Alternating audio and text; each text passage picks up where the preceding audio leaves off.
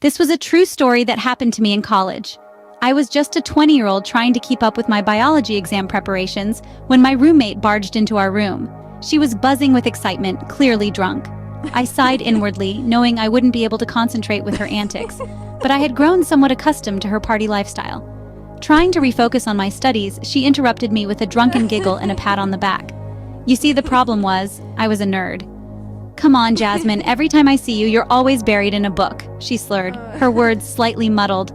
I couldn't help but reply, "And every time I see you, you smell of barf and alcohol."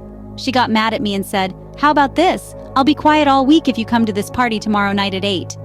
Initially, I wanted to refuse, but then I reasoned with myself. I did work hard all the time, and maybe attending one party wouldn't hurt. Plus, it might keep her from barging in for the entire week. Seemed like a fair trade-off. So I nodded and attempted to resume my reading. Fast forward to the party, and I found myself getting ready with a hint of excitement. It had been ages since I dressed up for a night out. The party was raucous and filled with drunken revelers making out and dancing.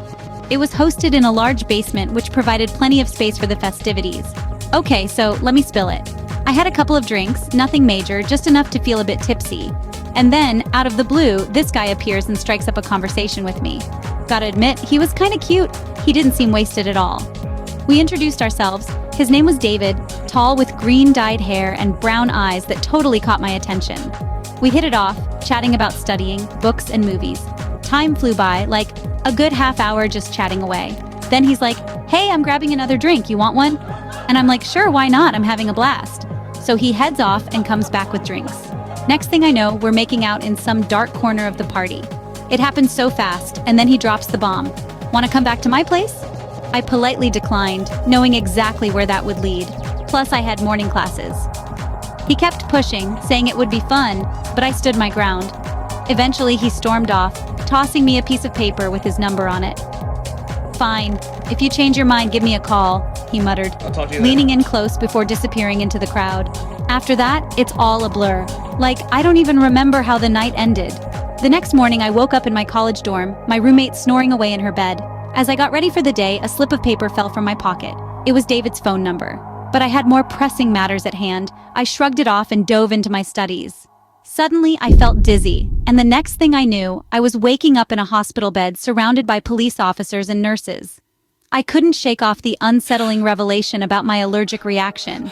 The doctors explained it could only be triggered by bodily fluids from decaying or rotting flesh. But how could that be? I hadn't kissed anyone recently, let alone consumed anything raw. Then it hit me. The guy from the party. I immediately contacted the authorities, providing them with the number he had given me.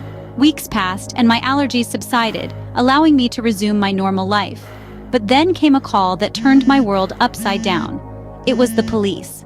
They had found not one but 2 dead, decaying women's bodies in the guy's apartment. They told me from tests they ran that they were there for months. It turns out David had been eating them. My heart sank at the horrifying realization that I had made out with someone who had consumed human flesh. Even worse, what if I had agreed to go to his place that night? It could have been one of those bodies.